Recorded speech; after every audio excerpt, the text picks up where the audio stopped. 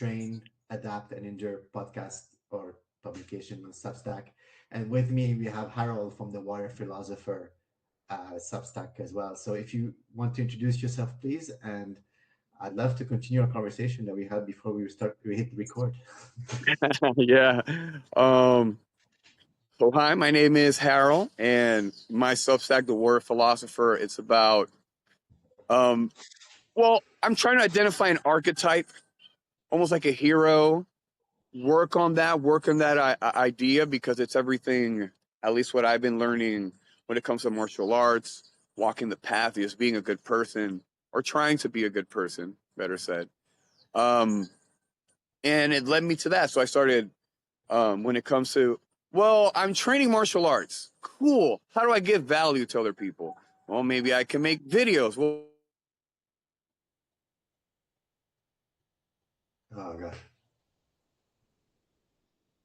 From there, building, writing, try to synchronize using AI. And here we go. We've built to this point. Oh, I guess other than that, I'm a black belt in Shotokan karate. I teach martial arts, done MMA, boxing, Muay Thai. And I mean, other than that, I'm a regular person, a father. Wow. So you have one kid, from what I could tell from your videos, right? Is it a baby? How old are you? Oh, my child is 5. 5. Okay. Yes. Little a girl. Boy? A girl. Okay. Yeah. Cool. It's a good age, I find. When they're younger, as a father, I found that I was a bit disconnected from the baby. But as they get to start walking and talking and be a bit more interactive, I find that became more fun to be a father, I think. And now that mine is 13. Yeah, that's definitely the toughest part, because it's really, what could you do? They're attached to the mother, so you're there, you're an assistant, but you're not number one. It's a good way of putting it. You're an assistant, and it's true. You're there to support her more than supporting the baby. It's like a chain, right? You help her, and she helps the baby. But once now mine is 13, he's a teenager. He's more with his friends, playing video games and stuff. But when he's more interested in, let's say, being with me now. I find. Well, he was 5'6" also. It's like that is like the model. Like, I want to copy everything that dad is doing. But now that he's becoming his own man, I find that he's more curious, has questions. Why are you doing this? Why are you saying that? Like, what do you do? He spent some time with me the other day, seeing me work. He was just sitting here, and I was like, this is my office where I'm at right now, and my gym and my dojo. Everything is here, and and he just sat with me for a little while and looked at what I was doing, how I talk to customers, how I talk to my colleagues, what we do, and he was curious about that. So, and then I see how he sees how I behave and emulates that in his own life, which is kind of cool. But we're not here to talk about parenthood. But although it's part of it, right? It's part of being a warrior. It's part of being yes. And sorry, like, not to just cut you off like that, because I thought you were gonna no, I'm gonna stop this. No, this is a very important part you just touched, because doing martial arts, as a, and we both come from a karate background. It may have differences, but the structures are the same. Where there's a curriculum, you're following it. And theoretically, since you're doing the same thing every day with tiny differences, even when the teacher isn't there, all right, student A, teach the class, run the warm-ups for me, do this. And then you see people who are not black belts or anything, they know how to teach. And there's a subtle programming here that we are learning how to, even if we're not the instructor, we know how to take responsibility for things as the thing arises. We know how to identify. We are part of a system that we created. And you can see that in the microcosm of a martial arts studio. So in regards to what you were saying, let's say with children, right? Martial arts studios, you deal with people of all ages, right? Little baby ones to senior citizens who are just trying to get started for multiple reasons. Doesn't matter. People from different walks of life. And at least in my experience, I had I started working with my group, same thing, like, I just want to help out.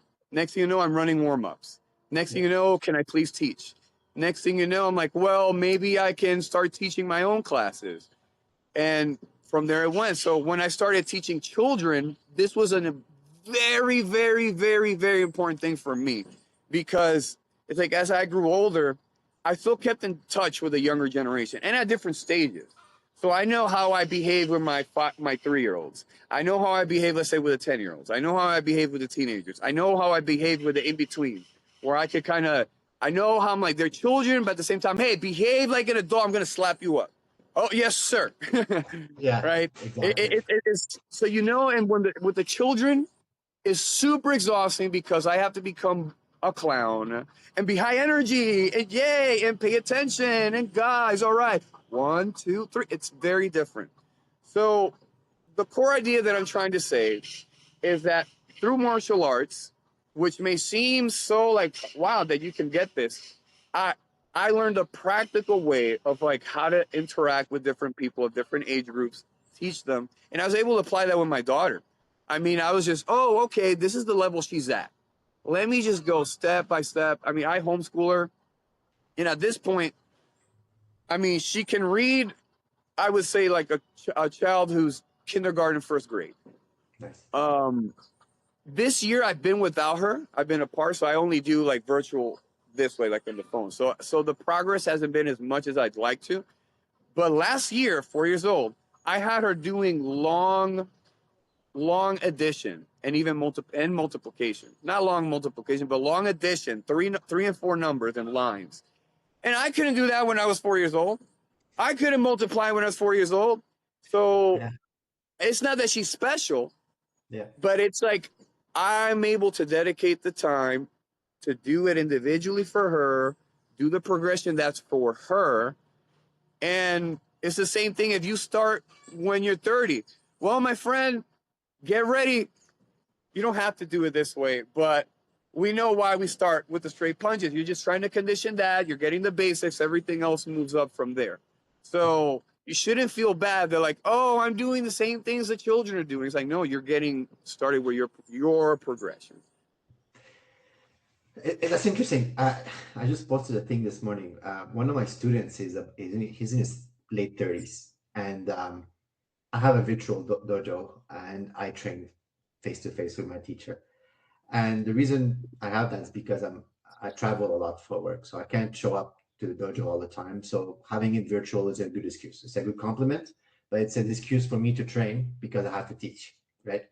So it's a way to trick myself into training. But at the same time, we get a lot of people that want to train our style but don't have a dojo nearby, so it also serves them. So everybody wins, and I don't have to worry about rent. I don't have to worry about showing up on time and arriving, and traffic here in the city is crazy. So virtual like just kind of checks a lot of things except for the physical part, which is the fighting, right? We fight in Kyokushin, so virtually if you're by yourself you can fight yourself, but we'll figure this out. um, what I find is he's in his late 30s, and I'm 46. I've been doing Kyokushin for since 1998, 1999, so almost Oh, 30 years. Um, and he keeps on comparing himself to me. And oh, but you can kick high. Yeah, I've been doing this for 20 some years.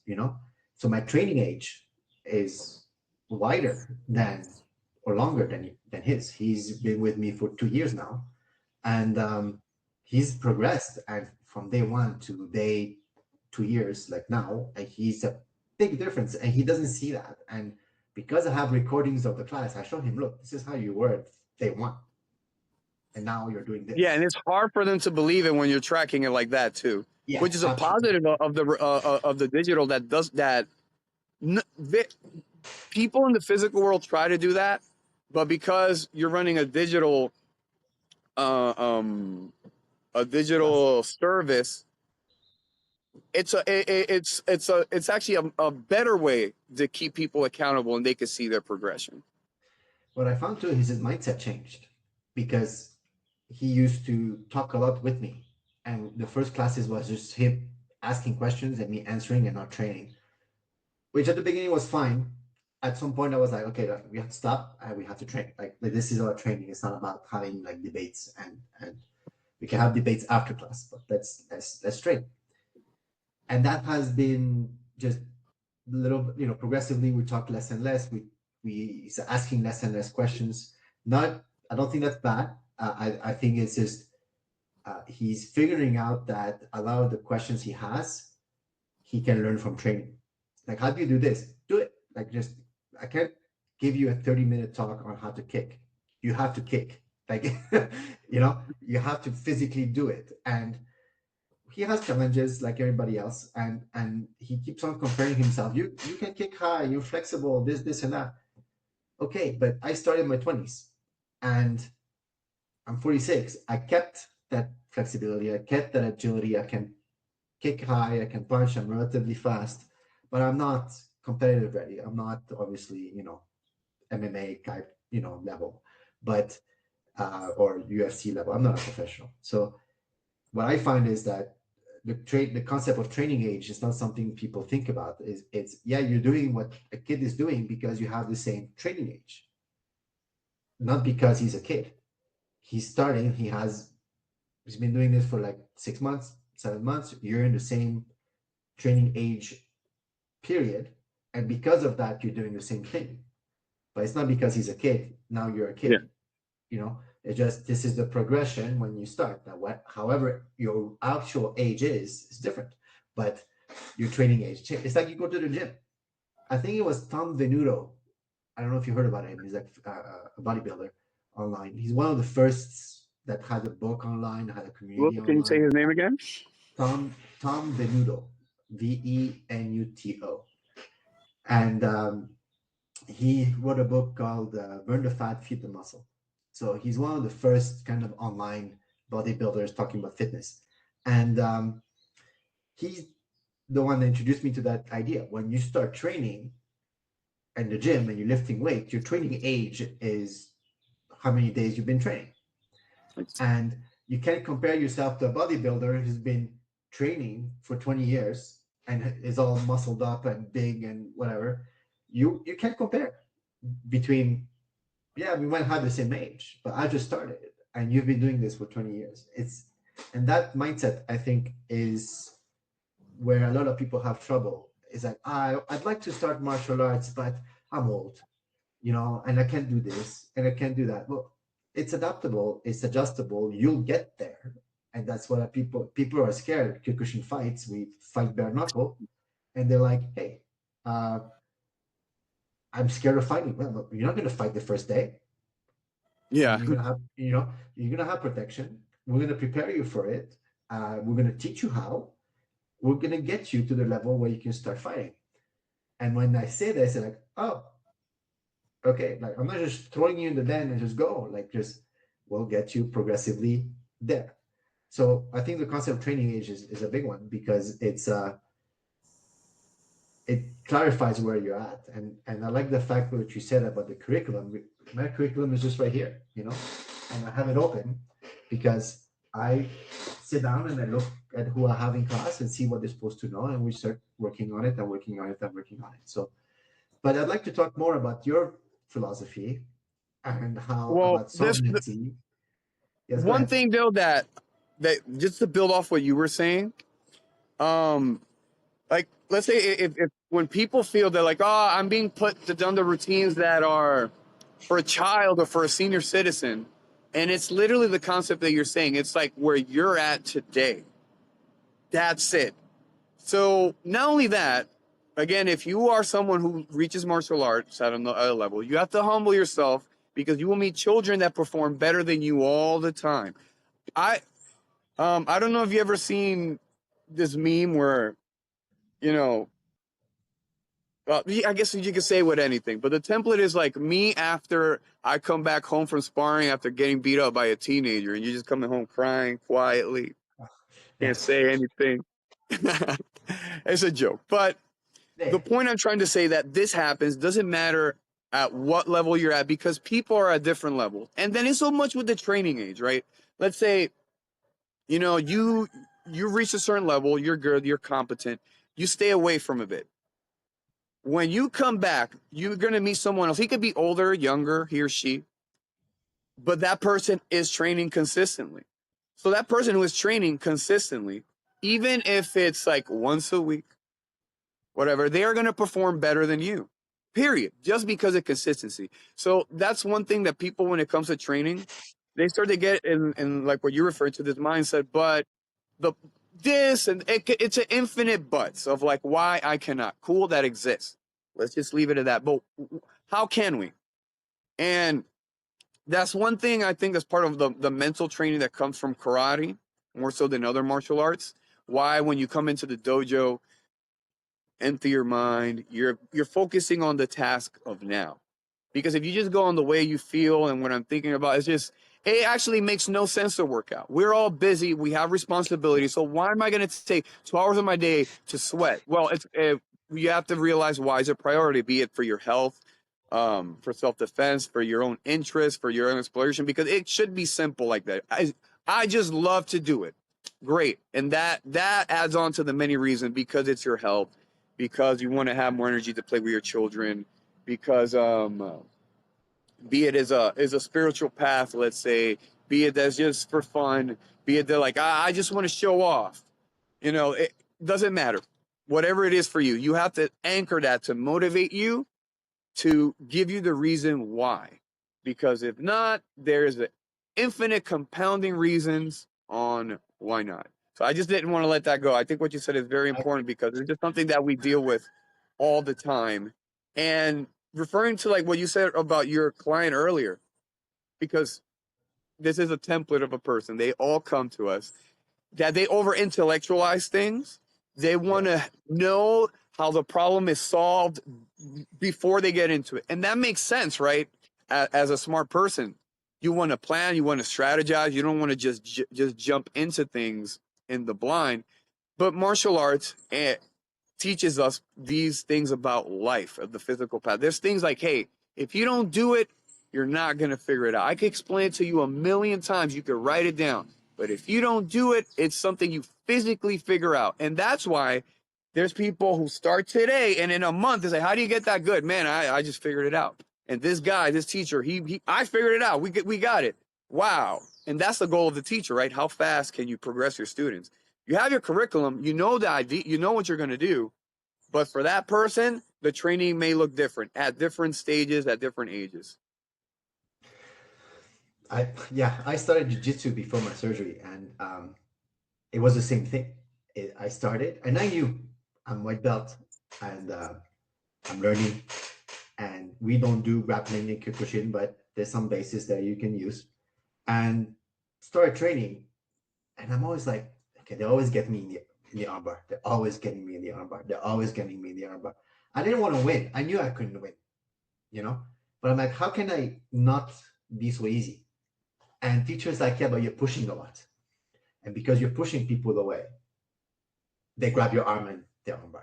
Yeah, that's not like, oh, give it to me. Oh, he's giving it to me. All right, arm, thank you. Yeah, done. So I was like, oh, okay, I wasn't seeing that. And that's a thing from karate. You punch, you punch, you punch. It's that reflex, right? Because you're punching. Now I had to learn. For many reasons that make sense. Yeah. They're real reason that apply of like, even if you like, oh, I struck and left my hand out, I can still push off and frame and keep away. But in jiu-jitsu, in the context of grappling, is like, thank you, he gave me the arm. Or even a boxer will tell you, if you keep your arm out, that person's going to just weave under and strike you at the body. So it's all contextual. But it's a reflex, I think, because we just want to push the danger away, right? And that's just a reflex. So you have to train against that intuition to want to keep people away. Jiu-jitsu, you want them close. And because it's easier to control the person. In karate, we punch from a distance. Kyokushin, we're even closer. But because we don't fight with points, we knock out. Like it's kickboxing, but it's different. Let's just say it's different. Like it's different context, different rule set. I don't want to talk about systems. I think we can talk about different fighting systems for yeah, we could just break on the jab for the next hour. yeah, for sure. But I like to go back because my Substack is about becoming steady at becoming a capable human, a competent human. And I think in that aspect, you touch on something that's I don't really talk about. I talk about the physical aspect, the training, maybe the mental, psychological part of things. But you're talking about sovereignty, talking about controlling your own life, from what I understand. Could you explain what you mean by sovereignty or the sovereign life, let's say, and what that philosophy is about? So at the root, the word sovereignty literally means not a slave. Oh, So the okay. concept is, the way I look at it is, you are responsible for yourself and the product of your actions. I think that's an empirical truth. So if I'm responsible for myself and my actions, and I embrace that responsibility, that's pretty much it. I can't blame anyone else for my health or my decisions or anything I'm doing. Like, I'm saying it as a core principle, but I'm not trying to detach it from the fact that, like, we are born in different places, different circumstances. We're afflicted by our families, our positions. We're always evolving from that, right? Different problems that come from the nothing. That's what I referred to earlier when I said about the physical thing, that you just have to do it, and then you'll see life hits you that way, that you can't just plan out everything and expect it to go perfect. And martial arts is the physical bridge, but we do it because of, or at least the way I see it, I do it because I think it's an important part of life. And again, not to drift off, sovereignty. So it's about being responsible for myself and my actions and really living and embodying that. So I'm sorry, that cat distracts me so much. Okay. It's part of life, man. It's just the way it is. You see that? And I'm complaining. Is that it's a cat that just live here. I take care of it. She's so loud day and night. I have a cat too. That's why my door is closed. I know he would show up. Oh But no, go at least ahead. it Sorry. sounded Go ahead. good. So, so when it comes to what's going on, let's say that political things, or all right. So what is, when it comes to political things? I go back to my base. I'm responsible for myself and my actions. So why am I deferring my thoughts to someone else? Not only that, like, we know that realistically, if I breathe, it's my lungs doing the work. It's not someone else. It's not compulsion. I don't remember the exact Henry Thoreau quote, but it's around the context of, like, when he speaks about the state and politicians and all these people think they can impose their will upon you. It's like, well, who fills my lungs? Is my effort, or nature itself, or God, but it certainly isn't them. Yeah. So I'm saying that to show multiple fronts the same principle. I am responsible for myself and my actions. The more I go that these other systems, it's again me externalizing it. At some point, yes, I relied on my mother. At some point, I relied on my father. Yes, to an extent, I rely on my job. But once you realize that you're picking it up, you're claiming authority. And what is that? Responsibility. And responsibility is hard, right? It's not like, oh, I have authority, I can do whatever I want. No, again, it goes back to the same thing. Do whatever you want, and you'll reap the consequences of your actions. So I'm not saying do what thou wilt. I'm not saying that. What Yeah. I'm saying, if you do what you want and you are doing it within what is right, how do we know what is right? A right is any action that I take that is congruent in my life, that doesn't inflict harm, initiate harm on others. I think that's very simple. Sometimes I feel like, oh, I got to do every little single scenario, because sometimes when you discuss philosophical things, people nitpick at the most. What about this extreme nuanced case? It's the same thing with martial arts. I would never, that's why I wanted to point out earlier, this is not bad within context. Yes. But if you just say, oh no, this sucks and we'll never practice pushing, well, you're now you just destroyed a whole world of martial arts because you don't want to push. That's insane. Yeah. Right.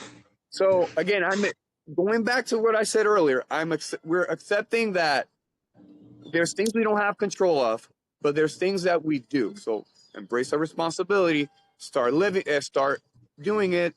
And again, how do I know that? Natural law. What is natural law? These are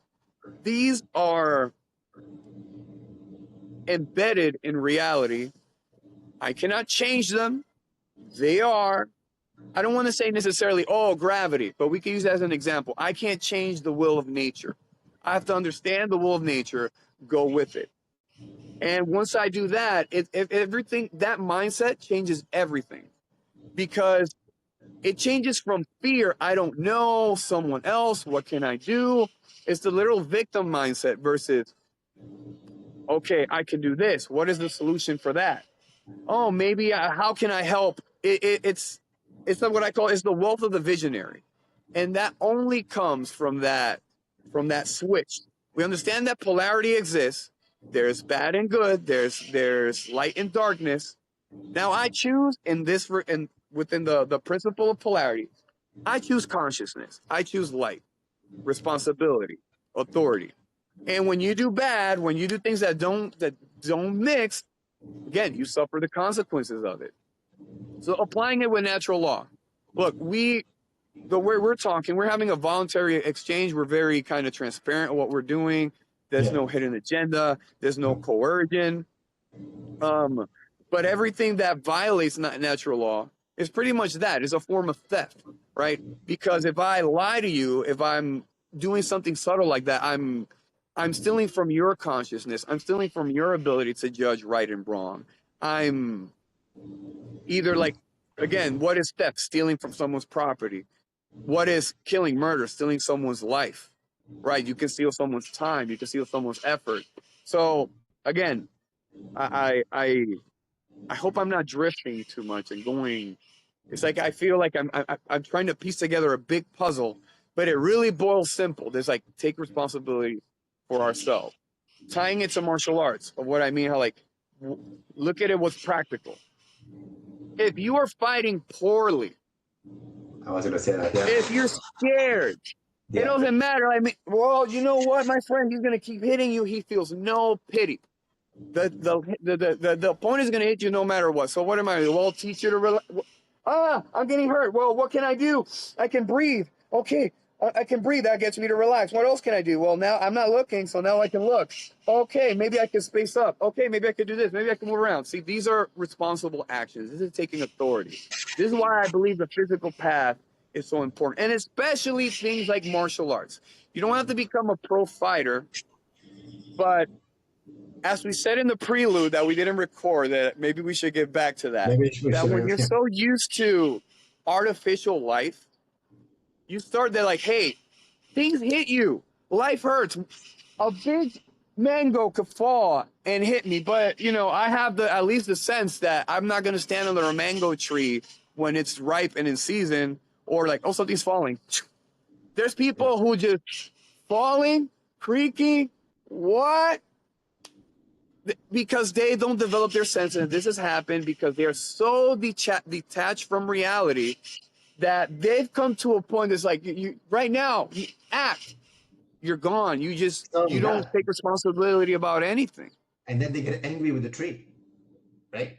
They get hit by the tree. I'm using it as a metaphor, but it could be anything.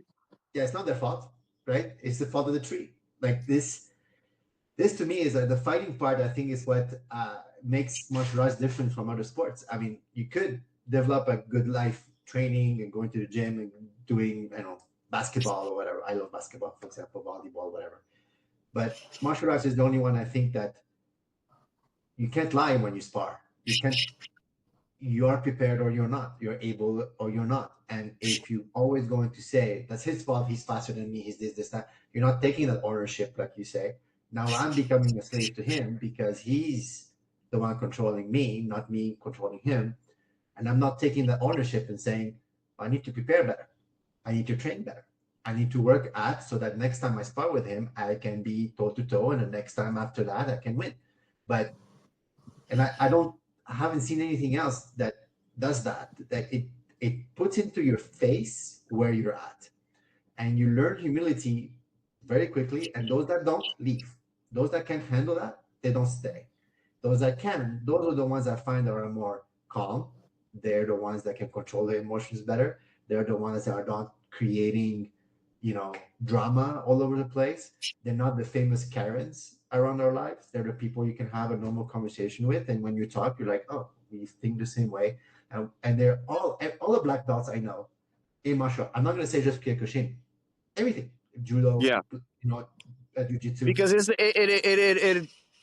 it puts you in a psychological situation that it's literally what happens if you're going to live or die, right?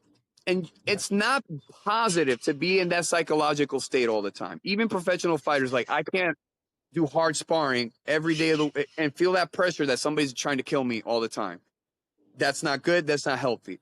But if someone is walking through life as if that doesn't exist, that person is being crippled because someone else, here's something that we have to acknowledge. The apex predator of this reality is the human being. We have conquered all other things, all other living creatures, at least to our perspective. Maybe the dolphins are running the world. Who knows? Yeah. But you get the point that I'm trying to say, that we have a certain dominance over things and control. So the fact that they're like, oh, well, I'm in my artificial system. It can't happen to me. I'm in school and everything's fine. Or I'm not trying to set a precedent of living in paranoia. But what I'm more trying to say, like the example I said simply, if you're living in reality, let's say you live in Montreal is a city, but outside of the city, I imagine is Canada. There's bears and wolves. Yeah. So if you're a silly that you walk through the forest disarmed, or like people, I'm gonna pet the bear. I don't have anything else to say. You're out of tune with your senses. So let's bring it back to people. Someone who's very violent. You should, if you're used to violence, you know how to understand violence. You know how to react to it appropriately. Be it that, like, look, there's a crazy man. Let me walk away. Yeah, pretty much. I see him coming. He's aggravated. I've been able to get the general sentiment of place and see, well, something's going to happen here. I see this guy's angry. This person's drinking. Some teenagers. Yeah. Let's get out. Let's get us and our people out of here. Or again, when it's appropriate, I could talk to this person. Hey, it's not a big deal. Calm down. You want something? You want a drink? Let me give you something. I felt disrespected. Cool. That's all right. And also, as you suggested, that if you're not used to the realities of these dark situations, it could be something simple. And someone will take 0 to 100 real quick and end up in prison because someone cut them off in traffic. Yeah. Because they took their own thing. That person disrespected me. I'm going to show him. And then you got yourself in trouble and got on some huge ego thing. And you went and caused problems, got in a fight. Now you're going to go to jail or worse, right? But let's just keep it light. They're like, well, see, for being silly, think you could go out fighting with people on the street. Now you got to spend 2 days in jail rolling around. Have fun. Yeah. I had a situation once. Here in Mexico, traffic is traffic. It's a constant. And I was driving. I was about to turn into my street to get into my house. And there's a guy in a kind of a Vespa.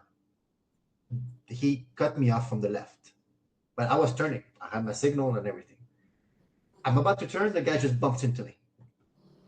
And I just look at him, and he's there, just beside me. Like, I was like, I didn't even see you. Like, how are you here? There's like a sidewalk. How are you on my left? Like, how does that make any sense? So I roll down the window. I'm like, hey, you okay? And he looks at me. Yeah. And his girlfriend is in the back, and she starts on my arm and this. I'm like, hold on a second. I had my signal on. I was turning here. What the fuck are you doing on my left? There's a sidewalk here. You cross over so that you can pass the traffic and not wait for the light. That's on you. You don't have a helmet on. You have on your protection on. Yeah, but this and that. And he starts. I'm like, look, man, Let's just stop over there so that we don't clog up the traffic, and let's talk. So we stop, and I'm cool. Just it's a company car, so whatever. It has insurance. So I'm like, hey, you're fine. No, this that. I'm gonna call insurance. Oh, I don't have one. I don't care. I don't care if you don't have insurance. I have insurance, and they're gonna make you pay me the damage on my car. Even if I was at fault, the fact that you don't have an insurance, you have a civil responsibility to me. I start talking like they just calm and cool and chill. Yeah, but this, that, whatever. I'm gonna call insurance. I'm here. I'm dialing. Okay. No, no, no. Look, I don't have insurance. I don't want problems. It's on you. My car's fine. You didn't do anything to it. You want to leave? You leave. His girlfriend kept on moaning, literally, about her arm because she banged. Oh, they wanted to do a scheme. Yeah, they want to take advantage of the situation and try to get money out of it. I'm like, look, insurance will cover your bills. They'll pay you whatever you need to, whatever happened to your girlfriend, to you. Whatever. No, no, no, I don't want any problems, whatever. And he left. And that happens a lot here. What I see is that people freak out and they start, oh, this, that, whatever, and they start punching each other and hitting each other and just crazy stuff. And one thing about Mexico, from there on, the infinite possibilities of how bad it can get. Exactly. I have my wife and my kid in the car. I'm not going to get into an altercation for something like this, especially that I have insurance. So it's right. That, there's no reason to worry. There's no. There's like, well, you just will walk home. I'll take care of this or whatever. No, we'll wait. Okay, fine, whatever. And we start talking with the guy, and I'm relatively big for. I'm not a Mexican, but for the average Mexican, I'm tall. Yeah, you can blend in over there. No, pero qué pinche güey, ¿cómo viene a hablarme así? But what's funny is that he was coming to me here, so I stepped down the car. I stand up. The guy comes down, and he just goes. I'm like, I don't want a problem. Like, just calm down. Like, let's figure this out. And he's freaking out because his girlfriend is pressuring him because she's hurt. And this kind of thing that I see all the time. We see them on videos all the time. Those Karens, quote unquote, that feel self-entitled and ego to the moon and back. And worse, like this is a predatory human. That's like, no, we're gonna get this money today. That's their mindset. Mira, I'm gonna call the police. Call the police. Call the police. I have witnesses. And then you're lying, and it's easy to get into. Well, this person's lying and making a theater, because I've been there. And if you're someone who if you're in the spectrum that you have less control of your emotions, it's so easy to get swayed and angered like this. So bringing it back to the practical thing and sovereignty and taking responsibility for your actions and how martial arts really embodies that. If you're sparring, you probably dealt with this where one person, they get angry. They want you to get angry. They're provoking you. Yeah. They want you to get angry, and the moment you do not respond to that energy, they'll even like, oh my God, they'll start feeling afraid. They diffuse themselves because I cannot inflict my spirit upon them. This is what Musashi talks about, how you can take your spirit and that's it's transmissible isn't the word, necessarily the word he uses, but it's something like, you can inflict it upon others. You can sway it like a sentiment. So he's like, even sleepiness. Best example, if I start yawning, you know how everybody else starts yawning? Yeah. So it's the same thing with anger. This person in the story is saying, literally, babe, you get angry, get angry, get angry. You are grounded. Again, responsible for yourself and your actions. And then based on, let's pick it at the base. This is fine. I have insurance. But if you're not used to it, you're not used to dealing. If you never dealt with someone who is violent towards you, and even if you are used to it, these two scenarios are going to happen. Either you're going to freeze, or you're going to escalate. Yeah, it's going to be in between.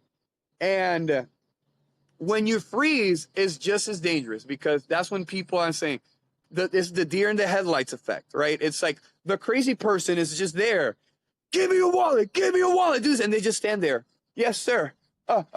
Not even the first, like what was my example earlier? I'm so in tune that I heard him coming from far away. Let me get out of here. Right? Versus, the person's there. He's intimidating.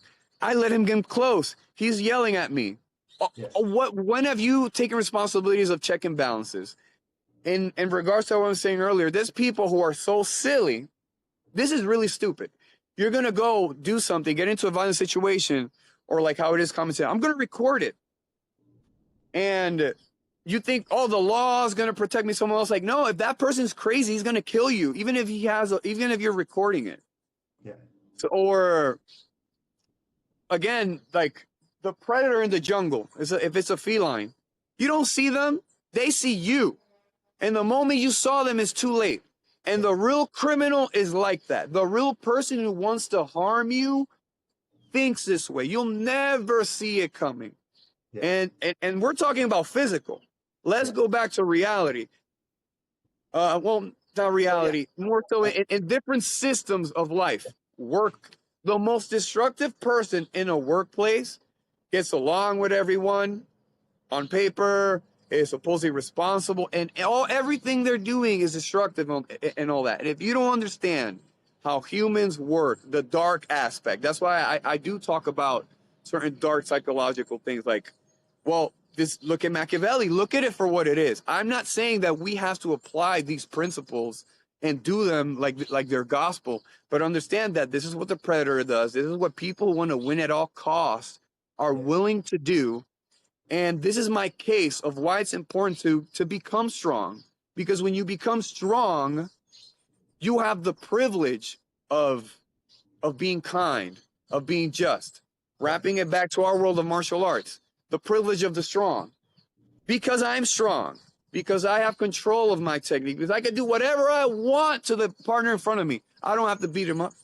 Not only that, I teach them. I'm like, yeah, hit. I know how to take the strike.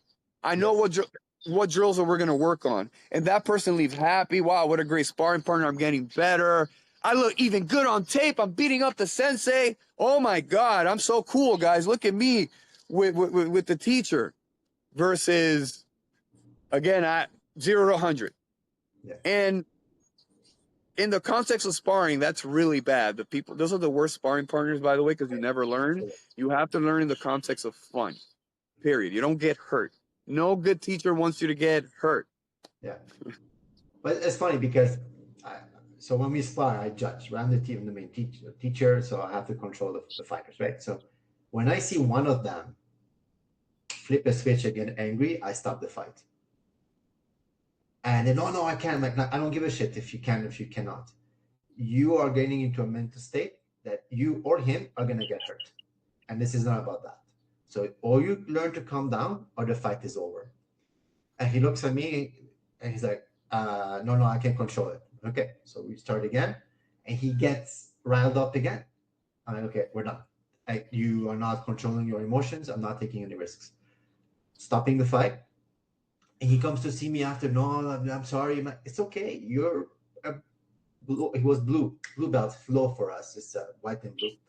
So I'm like, that's fine. It's normal. It's part of it happens. You know, it happens. It happens to me. I fight and get angry, but I catch myself and able to come back most of the time. But it's my role as a teacher, and I had that conversation with my role as a teacher is to ensure you guys go home the same way you came in, plus a few bruises. You'll get bruises, but you're not going to get hurt. You're not going to go to the hospital. You're not going to have a broken jaw. You're not going to have. I've had that situation in the fight when I was a blue belt. I was a blue belt. I was fighting a green belt, and teacher's like, she's a green belt. She's supposed to handle you.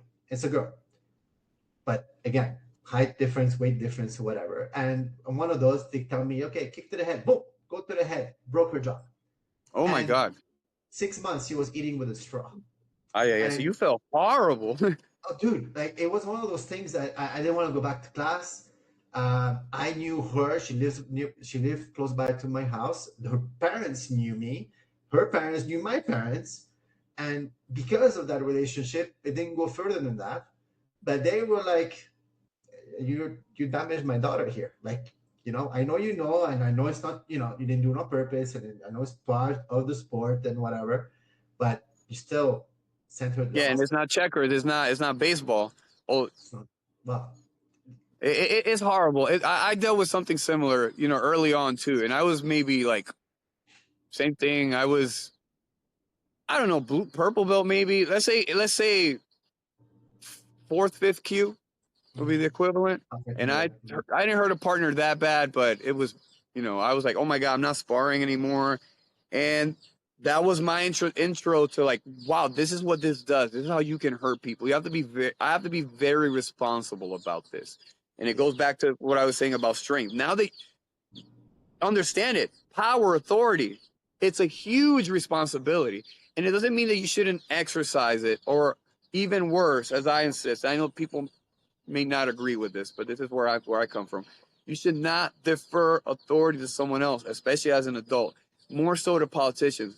The government, the fiction is that it is an institution that is benevolent with no agenda of its own, self-interested to service you.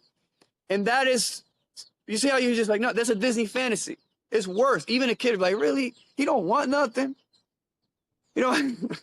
yeah. So wrapping, you know, going back to that, like, the thing with sovereignty and taking responsibility for yourself and your actions. Like we were talking earlier when you get about like the natural world versus the artificial world. Like the artificial world is that we've built so many systems and structures that, you know, we go through it, we go through the patterns, we think it's everyday life, but it starts to become completely detached from reality. And I think the best examples that show this are the mega cities around the world, that they're becoming all the same city pretty much. They all got McDonald's, they all got a Dunkin' Donuts. Yeah. They got their local PS, but you get what I mean. They got the big gas station. You know, it's the American dream. It looks like a big freaking road. Yeah. Anyways, so these things we're used to living like, if we start to normalize it, and then everything from like how we act to how we are with nature to how we deal with our resources, our whole perception of ourselves and how we deal with reality gets skewed out of whack, that we start to become like a non-human. So I mentioned resources, for example. Everything is a resource. But when we are city people, we're just consumers. That's all we do. Buy. And a consumer, by definition, is getting it outside, not from within. And it may seem like, but aren't I being contradictory that I say I can extract things from nature? No, I have to use my, just like work, yes, and other things, but I have to use my consciousness, use my reasoning ability, which is work and effort, and deal with the consequence of my action. What is good? What can I trade? All right, so I'll give you an example. There's leaves here that we just have them. They're wild leaves that they grow in every river here. They're really easy to grow. You barely have to maintain them. They're there. So we sell those leaves to a flower shop, super cheap, but we have that connection. Then we have a group of other leaves. This is a simple resource. I can't even eat the leaves. I don't know what they're called. Let me pull one out real quick. Look, you'll recognize this. You see it in a lot of floral decorations. I have no idea what it's called, but people at flower shops have a demand for it to make things look pretty. But the idea is, this is a resource that's there that I have to put minimal effort. I just have to have a system, meaning discipline, structure, and I'm always collecting chickens. If you don't know how to deal with chickens, well, you don't know anything. But you can see it, people who understand chickens evolve it to the point of having mega industries. I'm not saying you have to do that, but if you understand how to deal with them, how to take care of them, you have eggs every day. You only need to put in a couple minutes of your time. Everything at first requires effort. But what I'm saying is that when you live according to different systems that you take responsibility and create, there's literally resources ready to pick up all over the place. But we're like, no, money. Where's the food? In the supermarket. How do you get it? With money. But it's like, but why don't we just have, you may not have the space to have, a lot of plants, But look at how people used to live before us. In the smallest of spaces, they always had something that helped them and kept things moving forward. So they all have regenerate systems that kept each other in place. Look at where we're at now. We're all dependent on these external systems. It's a manifestation of the same problem, little by little. Whereas like before, I have I use oregano and basil, whatever. I got some plants that I always use. No, people now, they can't take a tomato. Let's say something more simple. A bean. The bean is the most simple thing to grow. It's a project you give to children. Yeah. Here, water it every day. In a few weeks, wow, it has beans.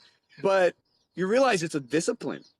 You have to look at it every day, take care of it. And a lot of people shy away from the word discipline or effort. But it's not this crazy effort. It's just, man, be consistent. It's the same as we were talking when we're working out. You don't have to be the peak athlete. You don't have to compare yourself to John Jones and Anderson Silva like I do. You just have to do where you're at. And that's it. That's it. Like sorry if I'm kind of going too long, but like you mentioned knee injuries. I've been going through knee injuries. Horrible. I've been trying to compete for a couple years now. And I've been going through knee injuries for 3 years. I was going to for the Pan Am qualifier for kickboxing. Sparring partner hurts my knee, kicks me super hard. I'm being careful, tappy, beats me up. I recover. I go back, same sparring partner hurts my knee. My other knee. I'm out. Again, it caused me huge problems. I couldn't work. I lost my job. I'm at home crippled.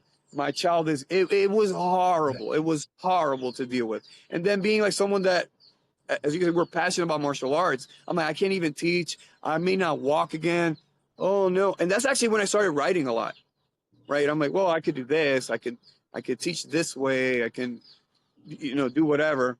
But one thing I learned there that I'm like, I can't defer this even my health to someone else. The moment I'm not going to talk to a doctor. I know what he's going to tell me. I know how they think. You're messed up. You're done. We're going to cut off your leg. Like the things we tell children. Oh, you're hurt. Let me cut off the leg and give you a new one. That's what they're going to tell me.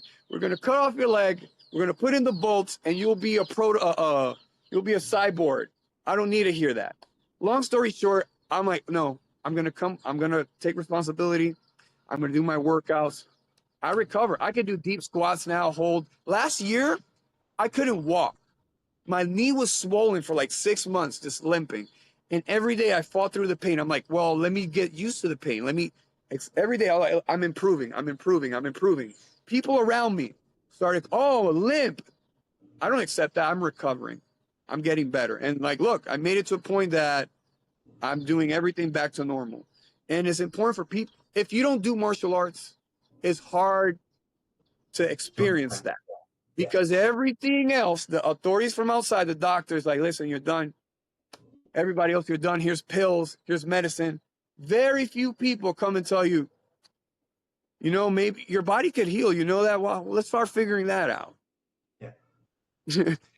I like that last sentence you said. Let's work on it, right? Let's figure this out. And same thing I was telling my student. He wants to be more flexible. I'm like, well, what are you doing to become more flexible? I just stretch. I'm like, okay, but there's more to it than just stretching. You need to move. You need to get strength. You can't pull because you're resisting. You can't kick high because you're tense somewhere else. Look at where sometimes to be more flexible is about releasing tension somewhere else in your body that's not letting you reach high, for example, right? So how do I do that? But you work on it. Like you don't just do. Like you can't just do a stretch one day and it's set. You work on it. It's the same thing with healing, same thing with everything. Even for work or let's say the city life, you talk about resources. How many people nowadays I've seen are not able to change their own tire in the car, right? Of the car. So that's a resource. You should use your hands, change the tire. Now I have to call AAA or whatever to come or defer always to the expert. Defer to the system, right? Or changing the oil. I don't know how to change the oil, but whatever, right? Change the oil as an example. looking at the car and looking at the mechanics, understand what's going on. That's just a simple example. A lot of people use it online. But I'm going to go as far as, can you fix the sink in your kitchen? Can you unplug your toilet? Can you, like, stuff that, are you going to call a plumber just to put a chain in your toilet so that the water can go through? Or are you going to try to figure this out? that's like things that should be simple, that are easy task. That's like, oh my God, it's too complex. And that's what I mean. What happens the day that there's an actual crisis? You won't be able to deal with it, and you're exposed to predators. And that's, I mean, it could be something as simple as like, this mechanic knows, like, this guy's a fool. Listen, man, you're gonna have to like this meme I seen. You're gonna have to. It was in Spanish. They're like, vas a tener que reemplazar el hardware del carro. El hardware. What is the hardware? It doesn't matter. He don't know what that is, but you got to fix it, and I got the solution. Yeah. That's the political grift. Listen, there's a problem. I made it up, guys. There's aliens out there. There's something. We got it. Yeah. Pay attention to this, and we got the solutions. Don't worry. You don't know nothing. And it's sad because that's what we teach as martial arts instructors. And like I kind of hinted at that when I was talking about how, thanks to how the at least in the framework of karate, it's a culture, it's a tradition. And in those traditions, there are frameworks that people already are being initiated in a way that, like, by the end, you're just as, you know, everything the teacher does. You don't have to defer to them anymore. You're his equal now. And how this is also really interesting, how it ties into what we're saying about, let's say, relationship between children and their parents, father, son, and also how that relates to martial arts, going through understanding people as they evolved through the different progressions. The relationship that we have with our children, I believe that it's an evolving thing, right? So you know how to children who are toddlers only need their father for specific things, and that progression gets evolving. And there's a time period that they're going to, like, I don't even care about what my dad has to say. I'm doing my own thing, and that's good. That's they're taking their first steps to fly out, just like every other animal. Yeah. And then we have the full circle moment. We have the what's it called, the Bible story of the son that comes back home to his father after he spent the wealth. What's the name of the story? Is it Abel? I forget. But it's the son that he left, yeah, and his father welcomes him. You're back home. It's great. Yeah. Anyways, now the relationship is different. Now the son comes back that he learns how to be a man. Yeah. And the relationship is like, I'm really picking off these things, and it's still a teacher. But that teacher can also learn from the student. And that is the idea. I'm like, I have my equal now. Now we're both moving up. What a difference. The book from Star Wars, Brotherhood, when Obi-Wan and Anakin Skywalker becomes a knight. The book is all about the transition from master Padawan to two equal Jedis, or the same level. And I like the story. It's an easy story to read. It's fun and whatever. And master rank. I think that's an important detail. Yeah, to equal that master rank. Yeah. So it says exactly that. You're here. One learns, goes up, but the master also grows, right? But at some point, he catches up, and now we're here. And I see that with my students. I see that with my kid. And some things is like, okay, now he's doing it. Good. Keep it up. Like, it's agency, right? Like you said, your term is sovereignty. It's not being a slave, and I think that's fantastic. It's a good message. So before we close up for the day, because I do have to get to work, I am a slave to the office. But what would you like to leave as a final message? Ooh, I guess well, if anything that I believe that we're trying to put together that's very important is realize the power of your own agency. And the basis of that is just really taking responsibility, understanding what that is, but from the position of authority. And that comes really hard because people tell you, who do you think you are? You're not special. da-da-da-da. And this is the same thing from if you want to be a top performer at what you're doing, an athlete, you're trying to run your farm 0 100, anything. You have to say, you know what? No, I'm responsible for it. It's like spiritually, it's entering the energy of the Father. And again, people won't like it. It's almost like you say you're God. No, man, I'm saying I'm just like you, but we want to act how our Father wants us to act. So I'm taking responsibility for that. And sometimes I don't know what that is, but that's okay, and I'll figure it out, but I'll be responsible for it. It's okay to look for teachers and guides. And I think one thing that I could speak for you is that we share on this path is that we as teachers are encouraging you to get good, to not depend on us. And then, yay, now you walk on your own. And now when we train together, you come back to me because you want to be here and we're having a great time. Yeah. Not trying to depend on me, and you're not trying to create dependency. These are authentic win-win relationships and structures that we try to kind of push in through martial arts. That's important. And I guess if I could plug in my stuff. Go ahead. All right. So Tube, Substack, check out Dominican Fight Club MMA. We have an event August 22nd. This is the top promotion in Latin America and the Caribbean. Top Guys Dominican Fight Club. You'll love it. And the Fear Transmutation Manual, that. So I have a free guide. I made it to basically, we talk a lot. People are like, you complain, you don't have solutions. So I'm like, what is the problem we all have? Fear. We all share fear. Fear always exists. And even me, the most confident of fighting, I start to get this shows I'm afraid. So how do I deal with fear? Right. And that I try to apply that show that in a language that anyone can apply it with steps. I made it for free, and I want people to turn their fear into power. So that's why I made it. And love it if they take it on. Love to hear what they think. All right. So the Warrior Philosopher on Substack. Thank you so much, Harold. It was a pleasure, and we should do this again. I mean, I think we have a lot. Yeah, absolutely. And if you're in the States or something, we should link up and train. Absolutely. If you ever show up in Mexico City, let me know. Take care of you. Soon. Take it easy. All right, have a great day. Take care. Os. Take care. Os.